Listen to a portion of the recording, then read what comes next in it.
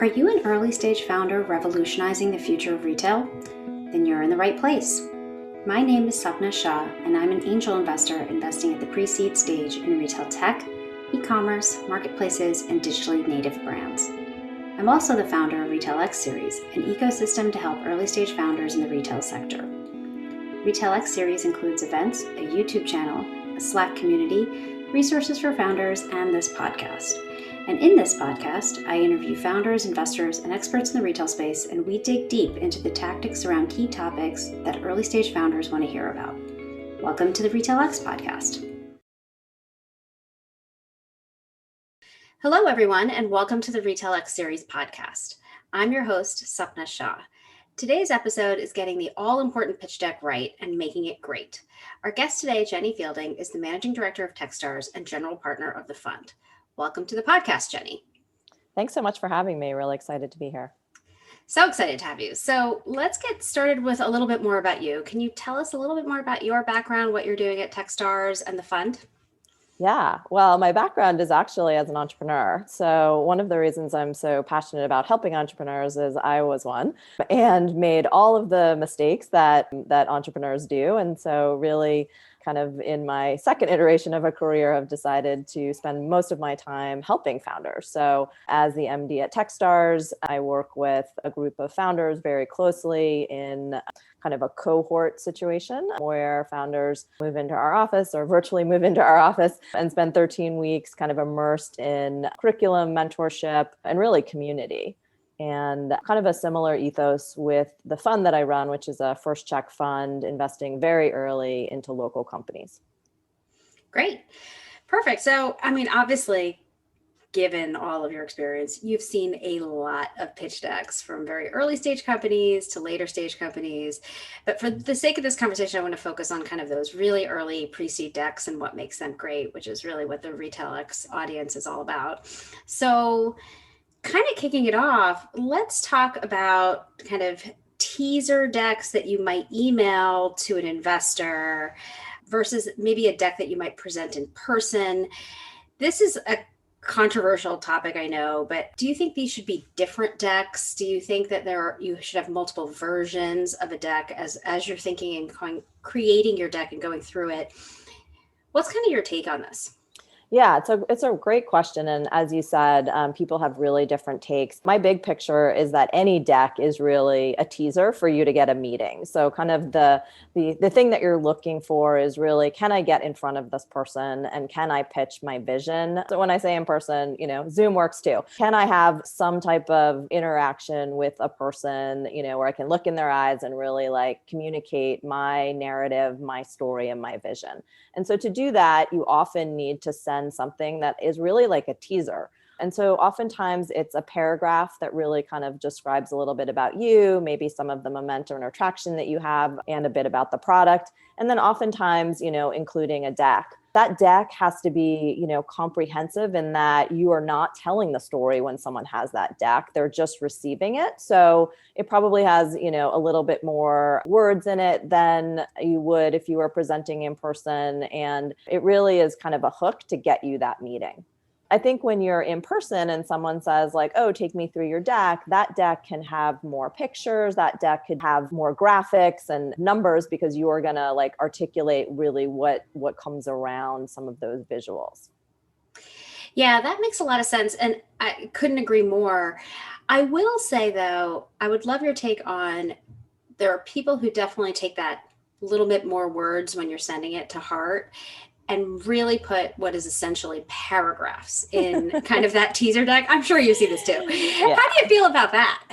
Yeah, so definitely don't want that. All I'm saying is that you need a deck that makes sense for someone to read. And so I'll give you the classic example is that at Techstars, we have a demo day, and a demo day deck will have almost no words. It'll just be pictures and visuals. And I think if you send something like that, people won't really know what you're doing, right? Because there's so much, narrative that comes with that. So you have to have something that tells a story on its own where someone can quickly flip through no more than 10 or 12 slides and get the picture.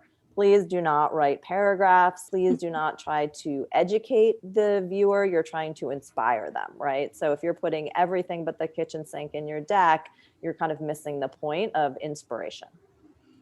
Yeah, that's a great point. Could not agree more. So, following up on that, is it really to paint the big vision? Is it to tell the story of the startup? Is it to focus on the traction that you might have? All of these things, sort of, what's kind of the number one thing that you're looking for? Yeah, I do think it's all of the above. What I think it's not is, as I said, you're not trying to educate someone on something in depth. So it's definitely not that. It really is to kind of hook them into something that feels exciting. And I think the other thing it's not a deep dive on your product. So decks that start with like, here's what I'm doing, don't necessarily resonate with me. I need a little bit of a lead up that really tells the why, right? And so I like a deck that there's a story arc, right? And so you start with kind of the inspiration, and oftentimes the inspiration is personal, or it's a problem that you saw in the world, or it's something that needs to be fixed. But definitely spend a slide or two, with a buildup. I think in a short deck that you're sending, you can't have a 10 slide buildup. And I see that sometimes where it's slide after slide of like kind of taking me down this rabbit hole. And, I'm on slide 15 before I know what the product is. So don't do that. But, definitely spend one or two slides, kind of giving me the bigger picture, the context. And then you can get into what the actual product does. So I'd say, that's the way that I think about it. Yeah, and that's kind of a great way to think about how you start, because I think there is a question, I think, in many founders' minds of kind of what should go first. Is it the product? Is it the team? Is it the problem that you're solving? Is it this lead up? So I'd like to talk a little bit about that. So if you had to design your perfect deck that people could send you, how would you start it, and kind of what's that slide order? I know we talk about problem solution, like a go to market slide, a team slide. Kind of how do you like to see those things, and kind of what flow?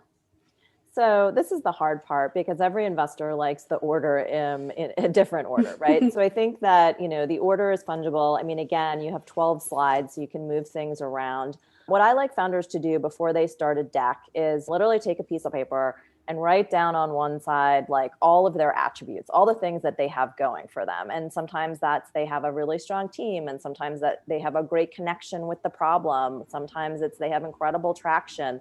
Sometimes they're working in this massive market. And then on the other side, put some of the things that you haven't figured out yet, right? Maybe you're a solo founder and you have no team, and that's okay. But like, just be really honest about what you have going for you and what you don't. And then you're going to create the story based on the things, on that left side, those things that you have going for you, right? So if you have this incredible team, I mean, you've got the product person that just left Google to start this with you. You've got the technical person from Amazon. You're a business person with 10 years of experience. I mean, starting with the team can actually make a lot of sense. That's one of the best attributes that you have. So start with what your strength is. Sometimes it's the connection to the problem, right? I think it's very powerful when a founder says, I saw this problem firsthand, right? As whatever it is. And so that can be the loop. So I don't have a strong preference of really what you start with, as long as you're starting strong. I mean, sometimes you can start with traction, right? If you've in the last 3 months have just like really, benefited from the environment and your numbers are looking up and to the right, like you could actually start with that. So I think the answer is it depends, but really the methodology to unpack is like figure out what you and your team, what your attributes are, what are the things that you're not quite as strong with, and definitely start with the things that give you a lot of credibility. Yeah, I'm so glad you mentioned that thing about traction, because I think there are a lot of founders who feel like they have to go in this very specific order, and you get to kind of slide 14 before you realize, wait a minute, these guys are on like a $1 million revenue run rate this year after only launching like 6 months ago. Like, why did you bury the lead? Right? Yeah, I come across that all the time where like some of the best attributes are just buried in the deck. So I always say, lead with what you're really strong in. I love that. Lead with your strength. Yeah. That's great. So we've talked kind of about the 15 slide-ish thing, but honestly, and I tell people kind of 12 to 15 slides, but I get a lot of decks that are like 20, 30 slides long. Do you think that that is too much to send to someone? I got a deck last week that was 70 slides. I am not Oh my joking. gosh. Oh my gosh. I didn't, it was shocking. So I don't think there's a hard and fast number. A lot of it depends. Are you having a thank you slide? Does that count? And all of that. But you have to keep it to a minimum. I think there was some research that your average investor is spending something like, 22 seconds on a deck, right? For their first pass. And so in 22 seconds, you've got to think about a person scrolling through, getting the narrative, getting the highlights and being done. So it doesn't mean they won't come back. So don't take it as, discouraging, but you want to be succinct. So I think, anywhere from 10 to 20 slides can work depending on, is it more narrative? Is it more pictures? Is it more icons? But you do have, if you can't tell your story in 20 slides for a pre-seed or even seed, I think it's too complicated. Yeah, I totally agree. I'm so glad I didn't get that 70 slide deck. It was shocking. It was, yeah, we were all like, oh my goodness. Okay, so shifting a little bit, I think a lot of founders come to me and, are concerned about putting confidential information like what their secret sauce is, what their differentiation is, or even some financial numbers or projections. But without some of those things, particularly when you're sending a deck, it's really hard to understand what is special about a company, right? In some ways, or how people are thinking. So what's your sort of take on putting in things that maybe are that you might be a little nervous about putting into the deck? Yeah, it's a great question. You have to understand that decks get passed around. It doesn't matter if you use DocSign with, passwords, if you write confidential on it, decks get passed around. So, that's the reality. And with that, you should have something that you feel comfortable being out there, right? So I wouldn't get into the nitty gritty. I don't recommend putting detailed financials in any deck, although, some high levels can be really helpful. And really just don't put anything you don't feel comfortable in sharing. So I think that's number one.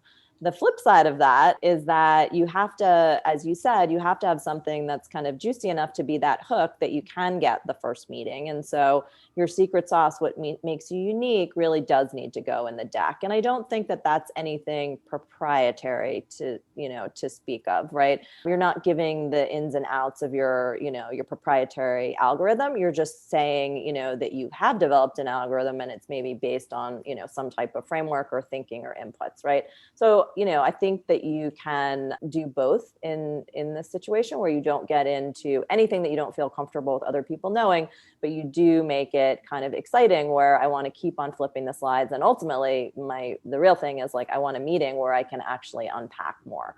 So I think you have to find a happy medium. And then the last thing I'll say is that, your idea is probably not that unique. your execution is really what is powerful. And so, you can't worry too much about the words. You have to really think about how you're going to execute, how you're special, and how you're going to kind of win. And that won't be something that another person can replicate. So I wouldn't be too worried about that. Yeah, that's great advice. And I want to circle back to what you said about the financial projection. So I completely agree with you. You don't need your entire model in the deck. What level of kind of numbers do you like to see in a deck?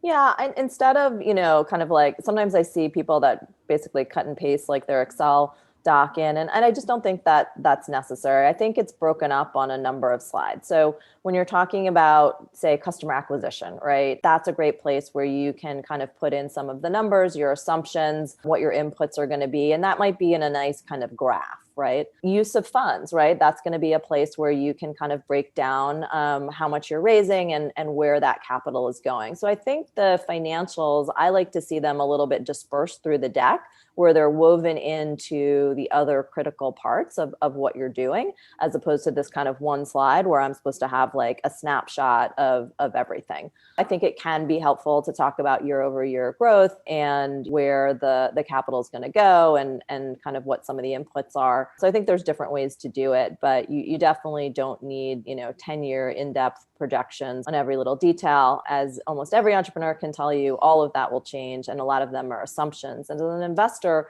what I'm really interested in is not the numbers you put in, but the thinking behind it. Right. And so if you can infuse that throughout your deck, really around where the money is going to be spent and what the growth is going to look like, I think that's more interesting. Yeah, I think that's a great way to think about it, that the numbers are part of the storytelling of the deck, right? And it's not a separate thing that is just kind of like, here's a slide and it's the only place I talk about numbers. Correct. I will say having a financial model is really important. So I like to have a financial model, preferably on a Google Sheet if possible, so that it's easy to kind of share and manipulate the numbers. But it is really important to build that from scratch, really understand your unit economics and all of your assumptions. And another tip is I don't like to send that to investors even when they ask. What I like to do is set up a 15-minute call and just share your screen, take them through your numbers, and really, again, the assumptions. Everything is about the thinking behind the numbers, not what the numbers are, right? Because we can all just change the numbers if you've built a nice model. It's really, what are those assumptions and how does it kind of domino across your financial model? So you definitely should build one. You shouldn't send it. And in, definitely not a first meeting, but, after that, if the investor is quite interested and wants to dig into your numbers, then, do that with the investor. I think that's a great way to do it. Yeah, that's really helpful. I couldn't agree with you more on all of that about the, kind of looking at the assumptions in the financial model. And I think learning how to walk through your assumptions with an investor and kind of practicing that is also very helpful, because otherwise you do get stuck on, well, we get to this much in top line revenue by X date. But that's not as exciting as understanding kind of how you get there. Yeah. And the next point I'll make, we're really talking about early stage. So, pre-seed and seed. So if the investor says, well, I want to see the model because I want my analyst to dig in. You're a pre-seed company or a seed company, and there's an analyst who's digging in on the numbers, might not be the right investor for you, right? Because although the numbers are important, you're still really early stage, and you don't want other people kind of going through your model, making incorrect assumptions about what you're thinking, and then coming back with no, the model doesn't work, right? So Right. You really want to be part of the process, and you want to talk whoever is the decision maker through how you've constructed it and really the why. Yeah, I couldn't agree more. Moving on, a big question for a lot of early stage companies is sort of the marketing or the go-to-market slide. So there's always something about this in there. And whether they're more on the tech side or a consumer brand, there usually isn't that much to share kind of at the pre-seed stage, right? It's more of a hypothesis of how you're going to be marketing or how you're going to run your sales pipeline. So what should early stage companies be focusing on that slide to really set themselves apart? Well, I think it's a critical slide, and quite often I see decks that don't have it, which is pretty shocking. It's one of the slides that I really need to see is how you're going to acquire customers. And it doesn't matter if you're a B2B SaaS, your enterprise, your consumer, your hardware, really understanding what the customer acquisition costs are going to be and what the channels are going to be is so important. So I often find the visualization of it, especially if you're early and you don't have a lot of numbers, is the part that's really hard. Are you listing your channels? Are you showing visuals for it? So I think it's a hard slide oftentimes, but it is a critical slide. So you really have to figure out what your business model is. And it should definitely, your go-to-market should be somewhere, between your market size and your business model, right? And maybe it's the slide sandwiched in between is how are you going to take this model? How are you going to take this market size and then really execute? So it's a critical slide. And in terms of what's on it, again, I want to know things like, are you looking at organic growth? Are you looking at paid? What's your CAC going to be? And so, again, it's going to really depend on your business model, but make sure that you give as much detail as possible of what your hypotheses are. Yeah, I think that's great advice. I think a lot of times, and I see this a lot on D2C brands, is that go-to-market slide is a list of every possible customer acquisition tactic that has ever been used in the world, which is Right. generally not helpful. There needs to be something about the differentiation there and kind of where you think which of those techniques and tactics are relevant to your company. But I couldn't agree more that this is such an important slide, and many times is not in the deck for Yeah. sure. And it's a great place to show, as you said, your differentiation. So, if you have the ability for organic growth, tell us why, right? Like what is your secret sauce? Are you some type of influencer? Do you have, this incredible, connection to great distribution? Like what is it that will give you this organic growth? And so really kind of understanding, what it is. So you really have to go a little bit deeper. And I agree, everything but the kitchen sink doesn't make sense either. It should be kind of a well thought out funnel of distribution and acquisition. Yeah, absolutely. So there is a big debate in investor circles, and I know angels feel differently about this than VCs, or at least have more varying opinions. Should founders have an exit slide in their deck, especially at this early stage in their kind of life? Absolutely not. Why do you say that? So here's the nuance. I think it's great to have a slide that really talks about what the potential can be. And maybe that's in your market slide, or it can actually go in a few different places. But I like analogies, right? So if you've seen a company that's really scaled well and you actually think that could be a perfect acquisition for you, talk about how you've seen them scale and them enter the market and them own the market, right? I don't think you need to say that that's an acquisition. It's almost implied, right? And so I think there's a way to do it where you don't have to have that particular slide. And really the reason is we're investing in companies for the long haul. We're expecting, that this journey is going to be, 7 to 12 years. And so we don't even know the companies that are going to be around in 7 and 12 years that are going to, acquire your company, right? And so we don't want entrepreneurs thinking about the exit. You're just getting started. We want to know that you're around for the long haul. And it kind of feels like a signal if you're already thinking about the exit. Now, I think a smart founder is thinking about exits and they're thinking about, who could acquire them and all those things. But I don't think it needs to go into a deck. I think there's some interesting ways to kind of weave it in of other companies that you think are in the space or that would naturally, want to partner with you in some way. Yeah, that's a really helpful way to frame it. And I couldn't agree more that you have absolutely no idea what's going to happen in like 10 years. Yeah. You don't or even who know the players are going to be, right, right? right. So I mean, you don't even know the only thing we know is that everything that you think is happening in the next 10 years is wrong. So exactly. love that. Okay. So another slide that's hotly debated is the ask slide at the end, which usually has like the size of the fundraise, how the company plans to use the money sort of in general terms. In this slide, do you believe that founders should include what they expect their valuation to be if there is no term sheet yet, or if they don't have a lead or they don't have anybody kind of in a round yet and they're just starting off? Absolutely not. See here, I have so many definitive answers. So valuation is unfortunately not your choice. Valuation is market dynamics. And so the valuation of a company really has to do with, how many people are interested in this space, how many investors are interested, what the market comps. There's a lot of factors, but it's not something that you can sit down with a calculation and come up with, right? It's really what the market's going to bear. So what I like to do instead, say you're an early stage company, is say, instead of saying like, we're raising $1 million on a $5 million pre, I like to say, we're raising a small seed and, this is what we're using the cash for.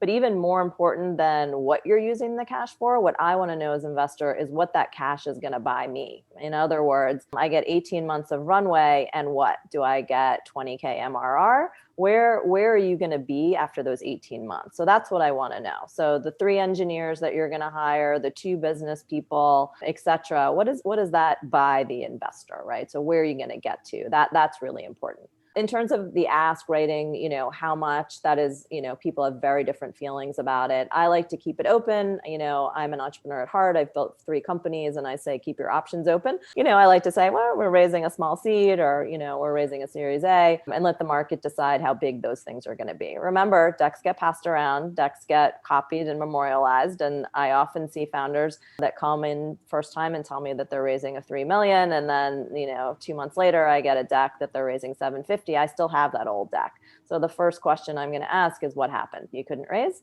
So really think about, when you put that kind of hard stamp on it, what that means should the world change a little bit. That's a really good point. And I think a lot of first-time founders who go out really have no sense of actually how much they're going to be able to raise given their kind of stage and sector. And I see a lot of those decks, right, where the second one comes back and it's a much different raise or a different valuation, and all of those having those negative signals is definitely not good. But I want to go back to something you said about kind of saying, I'm raising a small seed or I'm raising Series A. Those terms keep changing in meaning and size as well. And so I think a lot of, particularly the early stage, I see a lot of decks where somebody says that they're raising $350,000 and is calling it a seed, whereas I would call that a pre-seed because they're also pre-launch. So is it better then for founders to stay away from some of those words because investors might have a different take on what those words mean? Yeah. And don't get me wrong, I think it's fine to say in your deck you're raising 750. Like I do think it's okay. I just, as a founder at heart, like to, maintain optionality. And that just gives me, as a founder, more flexibility. But I don't think there's anything wrong to say you're raising 750 or 2 million or whatnot in your deck. I just think I have seen it come back where it's like, oh, you were raising 3 and now you're not, right? So right. In terms of the terminology, 100%, it means something, the names are shifting all the time. And then definitely means something in different geographies, whether you're raising, a seed in California, London, or New York. Those are going to mean totally different things. So there's a little bit of that. Again, for me, a deck is just a teaser. It's just to get you the meeting where you can flesh all these things out, right? If someone opens and closes your deck and they don't like that number just because of that, well, that's just not great. So that's why I like to say, just kind of like keep it open. Yeah. And just have more like, we're raising 18 months of runway so we can get to 20K MRR. That will tell the investor pretty much all they need to know, right? Is that going to be the trajectory that works for me as an investor? Yeah, absolutely. Great. So do decks need to be branded? So should founders spend some money with a graphic designer type person to make the deck look pretty? Does that matter to you? Particularly, thinking about also the difference between kind of like maybe a B2B SaaS company versus a D2C brand. Are you looking for sort of a different level of branding in the deck? I think if you're, a consumer company, you're pitching me a new skincare and you've got, a crappy PowerPoint deck like that no one's designed, I think that, that's not going to resonate. So I think it depends on what it is. You've got like a flashy consumer product, you do need a nice deck because that really says you've spent a lot of time thinking about brand design and all the things that matter in a company like that. I really don't encourage founders to spend a lot of money on decks. I think there's a lot of great tools out there. There's all these design tools, beautifully, Canva. I make decks myself on Keynote and I have no design background and they actually come out like looking pretty good. Use some like beautiful photographs. It kind of works. So I don't actually think you need to spend. If you just have no design sense and you don't have a friend who can help you or anyone on your team that can help you with anything, like, yeah, I mean, maybe you can get someone, but there's a lot of great tools out there now that have, a lot of good formats that are way better than a PowerPoint or even a Google product. So I'd encourage people to kind of look for some of those first before you spend money. But I do think a deck should look nice, right? Like you should have a nice font. It should be easy on the eyes and it should flow well. And needless to say, like there shouldn't be mistakes. There shouldn't be tons of words. Like I think it should look really appealing as a teaser, right? You want to get that person excited, but I don't think you need to spend a lot of money. Yeah, that's very helpful context. And I think could not agree more that if you're a consumer brand, the branding in the deck really does make a difference and that you have thought about it, even if it's not perfect. Totally agree. And so now we've kind of put together this deck, right? All the listeners have listened to all these things. They've taken all this advice. How do you send it? We talked about DocSend. Do you attach it in an email? Is it worth doing a DocSend? What do you recommend? What do you like to see? I don't like a PDF, but I think you should have a PDF. So what I mean by that is start with the DocSend, or if it's a Google presentation, a link, mostly because those are just easier to send around, right? So PDFs are a pain. The files don't show up, and there's a permanence to them that you probably don't want. The caveat is like, don't provide more friction to the investor than necessary. So if an investor says like, oh, thanks for sending the DocSend, like we use PDFs here, just send the PDF, like that's fine, right? So you really have to kind of go with what the investor feels more comfortable, but I think it's totally fine to start with a DocSend. It's become pretty much accepted. There's a few grumpy people that don't like it, but for the most part, people are fine with it. And for you as a founder, what's great is that you can kind of track these analytics, right? You can see that your lead investor spent 3 seconds on your deck, right? That's going to give you information. You can see that, another investor who you weren't really even thinking of too much has spent 8 minutes on your deck. And that's really exciting as well. You also have version control. So your deck is a living document, and as you're going through your journey, you're going to constantly be updating it. And to be able to do that seamlessly and upload it on a DocSend as you're learning, as you're pitching, as you're getting feedback is pretty awesome. Once it's a PDF, it is what it is. Yeah. So I like that ability to have the flexibility.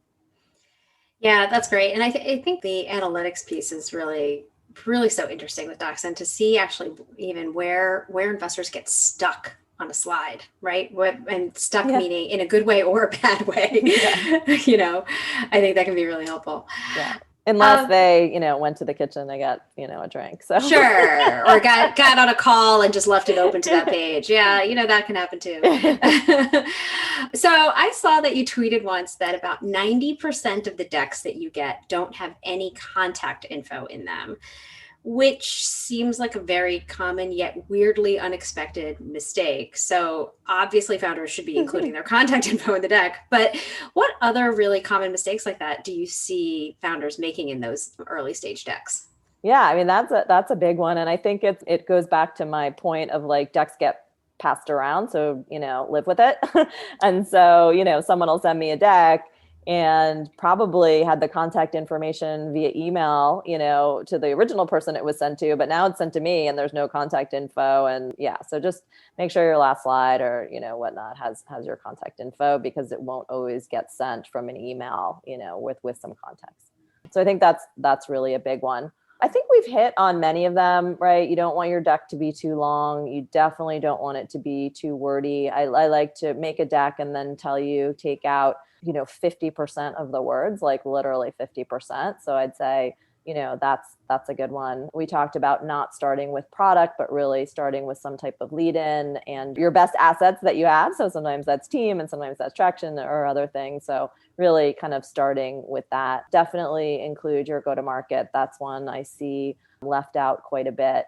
I guess another one is market sizing and really kind of thinking through, instead of just, saying everything is $1 trillion market, having a little bit more nuance and really digging into that. The flip side is that I see founders, right, articulating market sizes that seem quite small, and, investors are not excited about small markets. So instead you can talk about, your addressable market at the moment, your beachhead, your wedge, but that potentially you intersect with these other markets, which are actually huge. So I think that's a really nice way to do it.